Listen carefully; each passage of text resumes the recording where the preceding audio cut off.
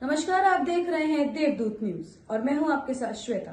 तो चलिए रुक करते हैं आज की प्रमुख और बड़ी खबर पर। बालाघाट के पुलिस लाइन में सीएम के सामने सरेंडर किए 10 नक्सली। पिछले करीब 35 सालों से लाल आतंक का दंश झेल रहा बालाघाट जिला अब नक्सल मुक्त होने की कगार पर है।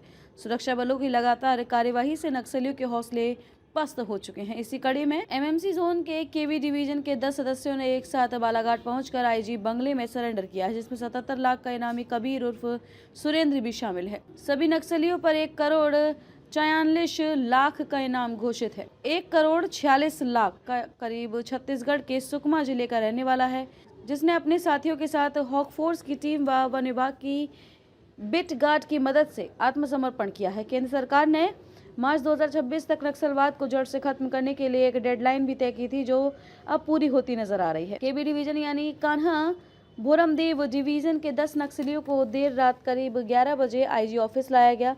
फिलहाल सभी को बालाघाट पुलिस लाइन में रखा गया है, जहां पर शासन की मंशा अनुरूप समर्पण नीति के तहत कार्रवाई की जा रही है। कुछ ही देर में प्रदेश के मुख्यमंत्री डॉक्टर मोहन यादव के सामने 10 नक्सलियों को समर्पण नीति के तहत सरेंडर करवाया जाएगा। यह मध्य प्रदेश के इतिहास का सबसे बड़ा सरेंडर सीएम मोहन यादव के सामने होगा, जिसकी तैयारियां पूरी हो चुकी हैं, जिसकी जानकारी बालाघाट के एसपी आदित्य मिश्रा ने दी है। बालाघाट से मानिक वाकड़े की रिपोर्ट। आज संविधान के खिलाफ आप हाथ में लिए हुए हैं, क्या कहेंगे? आगे बढ़ जा, आगे बढ़ जा, आगे बढ़ जा। जो हमारा काम हो जाएगा इसी को साथ में सर थोड़ा चलो नहीं थोड़ा रास्ता दे दीजिए। आपका क्या नाम है? आपका नाम क्या है? विक्रम। कब से आप नक्सली संगठन में? 2019। अच्छा, कैसा लग रहा है आज आप समर्पण किए हैं आपने?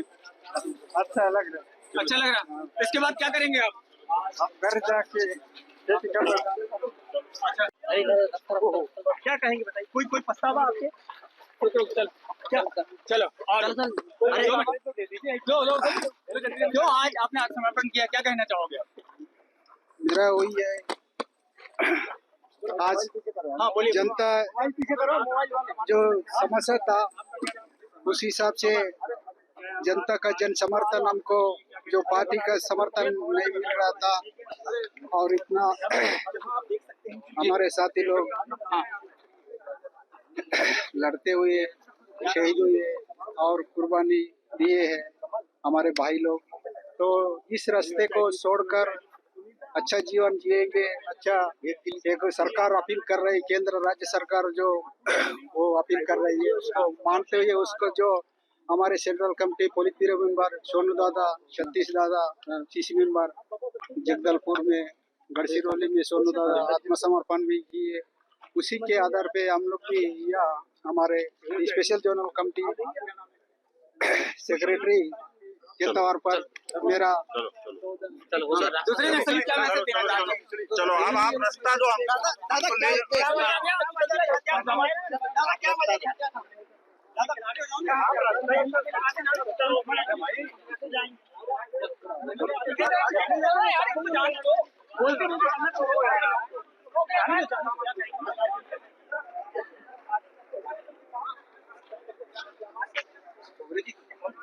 जिसमें बालाघाट जिला या मंडला जिला जिसमें हम कहते हैं, इस क्षेत्र में एमएमसी का जो क्षेत्र था 1980 से लगातार यहाँ पर नक्सल मूवमेंट रहा है, और ये जिले हमेशा से इस दंश को झेल रहे हैं, जिसमें इनको कहा जाता है कि प्राकृतिक सुंदरता तो है परंतु यहाँ पर नक्सली भी है। मुझे लगता है कि उसके लिए एक मील का पत्थर साबित होगा, क्योंकि ऑलमोस्ट देखा जाए तो एक समय था जब करीबन 150 से ज़्यादा नक्सली, एक समय हो रहा होगा जब यहाँ रहते होंगे। आज हम चाहें तो उंगलियों पे गिन सकते हैं जिसमें नक्सली बचे हैं। जैसे हमारे मुख्यमंत्री जी ने कहा था कि जो नक्सली मुख्यधारा में आना चाहते हैं, समाज में जुड़ना चाहते हैं, उनके लिए सरकार अपनी योजनाओं के तहत जो रिहैबिलिटेशन रीइंटीग्रेशन पॉलिसी है उसके तहत पुनर्वास का प्रावधान करेगी। परंतु जो नहीं आ रहे हैं उनको ऑपरेशनल, जब हमारी फोर्सेज जा रही हैं लगातार जंगल में और ऑपरेशनल सतह मिल रही है, इस पूरी घटना के होने के पीछे मुझे लगता है कि सबसे ज्यादा जो काम किया है वो प्रेशर रहा है, क्योंकि लगातार आप देखेंगे कि लगातार हमारी फोर्सेज ऑपरेशंस कर रही हैं, डीप मोस्ट इंटीरियर एरियाज में कर रही हैं, टफ टेरेन्स में ऑपरेशंस कर रही हैं, इंटरस्टेट ऑपरेशंस हो रहे हैं काफी बड़ी संख्या में। आप देखेंगे कल भी एक्सचेंज ऑफ फायर हुआ। मुझे लगता है कि वर्ष 2025 में अगर एक्सचेंज ऑफ फायर्स की बात करें तो सर्वाधिक exchange of fires, dump recoveries या एनकाउंटर्स रहे हैं। तो इससे इन पे प्रेशर तो पड़ता ही है। इसी के साथ जो एक महत्वपूर्ण भूमिका मुझे लग रही है वो हमारे ग्रामवासियों की रही है, जिन लोगों ने इनका सपोर्ट सिस्टम तोड़ दिया है। ग्रामों में अगर आप जाएंगे, आप पता करेंगे तो लोगों में एक जनरल कंसेंसस है इस चीज का कि हमें नक्सलियों का किसी प्रकार का कोई समर्थन नहीं करना। अगर पहले कभी किसी ने भूले भटके कर दिया हो तो वो अलग बात है, परंतु अब गांव में एक जनरल कंसेंसस इस चीज का बना हुआ है कि इन्होंने हमारे भले के लिए या हमारे डेवलपमेंट के लिए कुछ नहीं किया, परंतु सारी चीजें जो थी इनके बड़े शीर्ष नेतृत्व के जो नेता थे, जब वो सरेंडर किए तो उनके पास से जिस प्रकार की संपत्तियां मिली, मुझे लगता है कि गाँव वासियों को भी समझ में आया कि ये सिर्फ एक्सटॉर्शन का एक तरीका था। तो वो एक बहुत बड़ा फैक्टर रहा है कि जब आपका सोशल सपोर्ट टूट जाता है या आपका लॉजिस्टिकल सपोर्ट टूट जाता है तो आपको भी लगता है कि हम यहाँ पर सर्वाइव नहीं कर सकते, और वही एक बड़ा कारण रहा होगा जिसके कारण इन्होंने सरेंडर किया। आपने सर रेगुलर एंटी नक्सल ऑपरेशन भी चलाया, लगभग 2000 के करीबन ऑपरेशन हुए एक साल के अंदर लगातार। आपके द्वारा लगातार चले अवैध डंप और ये मिल रहा था, और नक्सली कहीं ना कहीं अपने ठिकाने छोड़ के भाग रहे थे, तो उसको लेकर क्या कहना चाहिए? लेकिन मुझे लगता है कि ये मेरा नहीं है, हमारी एक पूरी टीम है, और ये सारी जो आज की जिसके लिए हम लोग सब खुश हो रहे हैं या कार्रवाई है, ये हमारे जवानों के खून पसीने की मेहनत की कार्रवाई है। और आज की नहीं, जिन्होंने पहले भी यहाँ पर कभी सपोर्ट किया होगा, पहले कभी ड्यूटी की होगी। आप देखेंगे 1980 के बाद से जब पहला कांड हुआ था जिसमें करीबन 19 हमारे जवान शहीद हुए थे, जो विस्फोटक कांड हुआ था लौगुर घाटी के पास, उनसे लेके आज तक जो आशीष पिछले महीने जिसको जो वीर गति को प्राप्त हुआ, मुझे लगता है कि इन सब की बहादुरी देख के ही नक्सलियों को समझ में आया कि इतनी आसान नहीं होगी मध्य प्रदेश की, चाहे हॉक फोर्स हो, चाहे एसएएफ हो, चाहे जिला बल के फोर्सेस हो, उनसे लोहा लेना, और इसी का परिणाम है कि आज इन लोगों ने सरेंडर किया। सर ये 10 नक्सली जो हुए हैं उस बारे में बताएंगे?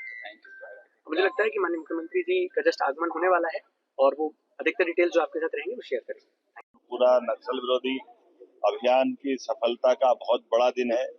मेरी अपनी ओर से यशस्वी प्रधानमंत्री श्रीमान नरेंद्र मोदी जी, माननीय गृह मंत्री जी के उस आह्वान के लिए आज हमारी पुलिस ने बड़ा काम किया है, जिनमें डेडलाइन दी कि 2026 जनवरी तक हर हालत में या तो नक्सलवादी सरेंडर करे या उनको हम मैदान से समाप्त करेंगे।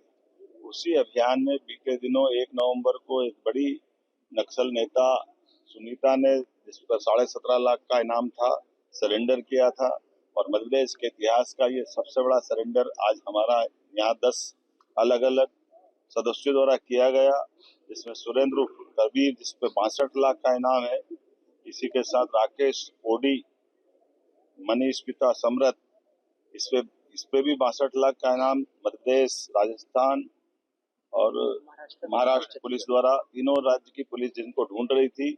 समारू इस पे 14 लाख का इनाम, सलिता और सावित्री इस पे 14 लाख का इनाम, विक्रम और इडमा इस पे 14 लाख का इनाम, लाल सिंह मरावी इस पे 14 लाख का इनाम, शिल्पा निप्पो इस पे 14 लाख का इनाम, जरीना जोगी मुसाक इस पे 14 लाख का इनाम, जयशीला उर्फ ललिता 14 लाख का इनाम, नवीन नुप्पो इस पे भी 14 लाख का, कुल जमा लगभग 2,36,00,000 का इनाम इन विविध अलग अलग प्रकार के 10 नक्सलवादी दलम पे था।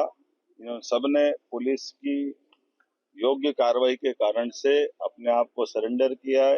मध्य प्रदेश सरकार सारे अभी भी बचे हुए जो कुछ, यद्यपि हमारे राज्य में बहुत थोड़े से बचे हैं, मैं आपके माध्यम से भी अपील करूंगा कि आइए हम सब पुनर्वास की नीति के माध्यम से उनके जीवन की भी गारंटी लेंगे, लेकिन ये समय सीमा भी है, और यशस्वी प्रधानमंत्री श्रीमान नरेंद्र मोदी जी और गृह मंत्री जी का हमारा सबका संकल्प है कि हर हालत में हमारी धरती पर नक्सलवाद का हम खात्मा करके रहेंगे। तो मैं एक बार फिर आज इस बालाघाट के सारे पुलिस अधिकारियों को, सभी प्रकार के हमारे वरिष्ठ अधिकारियों को, पुलिस जवानों को, सरकार के माध्यम से हम सभी प्रकार के अभियान चलाने के लगातार सतत रूप से उसकी चिंता भी कर रहे हैं, और कई कारणों से जनता की जन कल्याणकारी योजनाओं के लिए भी नीचे तक उतारते हुए।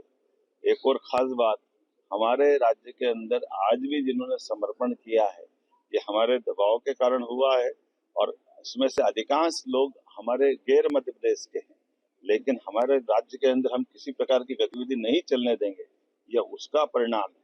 उम्मीद करते हैं अगर और भी कुछ बाहर के बच्चे होंगे तो उनसे मुक्त कराएंगे। हमारे 2 साल के चले हुए अभियानों में डिंडोरी मंडला तो पूर्णतः नक्सलवादी गतिविधि से मुक्त पाया गया। आज के बाद हमारा ये बालाघाट का भी करीब करीब पूरा हिस्सा, और खास करके कान्हा, बांधवगढ़, ये जो हमारे टाइगर अभयारण्य है, इनके अंदर जो संभावना रहती थी वो भी शून्य हुई है। उम्मीद करेंगे कि और जल्दी अच्छे परिणाम आएंगे। एक बार फिर मेरी अपनी ओर से सभी अधिकारियों को बधाई। सर, छत्तीसगढ़ के मुख्यमंत्री साहब आपकी बैठक हुई है भोपाल में, क्या नक्सलवाद को लेकर कोई देखिए, हमारे राज्य के निकटवर्ती राज्यों के मुख्यमंत्री से तो मिलना ही है लगातार, लेकिन ये एक समेकित अभियान चल रहा है जो केवल मध्य प्रदेश का, छत्तीसगढ़ से नहीं है, महाराष्ट्र का भी है, आसपास के सारे राज्यों में जहां जहां नक्सलवादी समस्या है, माननीय प्रधानमंत्री, माननीय गृह मंत्री के नेतृत्व में समेकित रूप से हम हर जगह नक्सलवादियों के खिलाफ पूरी ताकत से भी लगे और जो मैदान में आता है और मैदान में लड़ना चाहता है उसका मैदान में खात्मा करते हैं और जो आके सरेंडर करता है उसकी जीवन की गारंटी लेके उसका पुनर्वास कराते हैं। ये हमारी पॉलिसी है, उसी पे हम चलते हैं। क्या अपील करना चाहते हैं बचे हुए? अपील पहले दोहराई ना मैंने, फिर दोबारा दोहरा देता हूँ। जो हमारे साथ आकर के हथियार का समर्पण करना चाहता है तो उसकी जीवन की गारंटी हमारे द्वारा ली जा रही है। उसके जीवन के पुनर्वास को लेकर के सभी प्रकार के आजीविका के लिए जुड़े हुए जो जरूरत होगी वहां भी मदद करेंगे, मकान से लगा करके बाकी चीजों की चिंता करेंगे, इनाम भी देने वाले हैं और उसी के अलावा भी और कहीं कोई किसी प्रकार का कष्ट होगा उसमें भी हम खड़े हैं। लेकिन हथियार उठा करके जो संघर्ष की इच्छा रखते हैं उनसे हम दबने वाले नहीं, उनको ठिकाने लगाएंगे। सर, एक वन कर्मी की भूमिका दिख रही है। खबरों में अब तक के लिए बस इतना ही। फिर होगी आपसे मुलाकात ऐसी एक बड़ी और खास खबर के साथ। तब तक के लिए नमस्कार और देखते रहिए देवदूत न्यूज, खबर जो सच दिखाए।